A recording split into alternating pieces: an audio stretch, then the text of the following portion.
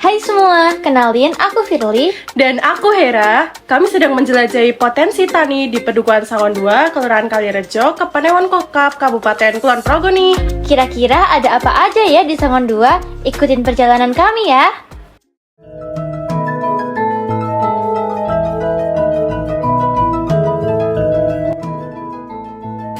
Perjalanan dimulai dari kebun karet milik Pak Habib. Wah, Bapak dari pagi Pak dari di sini. Pagi, kalau tadi saya setengah 6 sudah. Oh, Murah dikit namanya.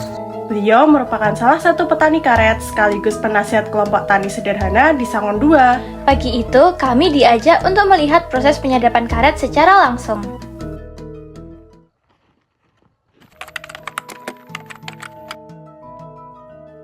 Padi, dulu saya mau menggeluti pandeli. Tani sudah cengkeh. Sekarang kan zamannya ya butuh kakao. Saya ambil posisi tanam karet. Di kebun karet ada Kapulogo, orang ada Bundo, Sentek. Tahu apa Sentek, apa Sundo, apa lompong. Nah, ada lompong. Ada. Baru lainnya ya pisang ada, barut ada. Keesokan harinya, kami menemui Pak Kliwon, Ketua Kelompok Tani Sederhana. Pak Kliwon membawa kami menjelajahi komoditas lain yang ada di Sangon 2. Pemberhentian pertama adalah kebun kelapa milik Pak Nur Rahim. Kami menyaksikan proses pengambilan nira kelapa atau biasa disebut dengan deres.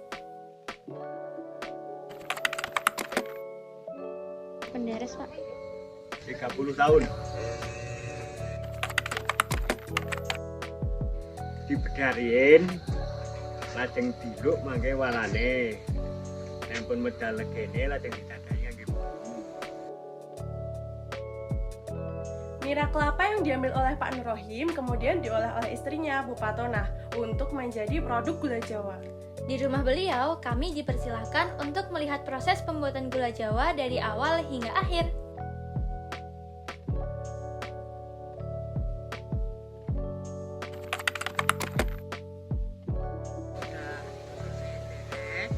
Kan terus dituang di sini menjadi wajan, terus dimasak sampai mendidih sampai selesai. Terus sampai jadi gula itu ya kurang lebih 4 jam. Ntar kalau udah mau jadi gula kan tadinya kan bening, masih terus mendidih. Wah, menarik sekali ya. Senang rasanya bisa menjelajahi komoditas pangan lokal di Sangon 2 berupa nira kelapa.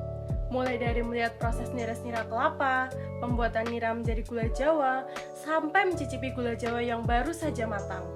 Kami jadi penasaran deh, bagaimana sih sejarah pertanian yang ada di Sangon 2 ini? Di sini kebanyakan petani ya. Dulu petani gula merah banyak, sekarang udah mulai berkurang. Terus petani tanaman-tanaman singkong yang sekarang berkurang banyak.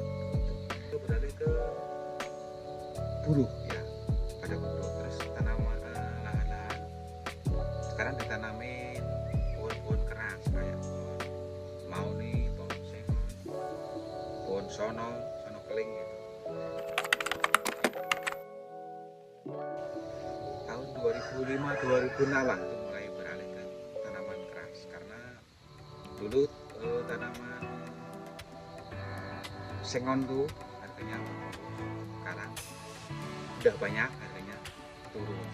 Bicara soal singkong, kayaknya kurang lengkap deh kalau kami nggak mampir ke kebun singkong. Secara, di sepanjang perjalanan keliling Sangon 2, kami melihat banyak sekali tanaman singkong di tepi jalan.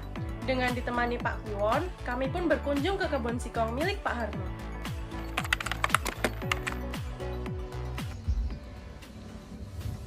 Dan bukan. Saya bukan perjuangan bapak saya. Ya kan panjang, pokoknya di potong-potong sama. Ini ada latar.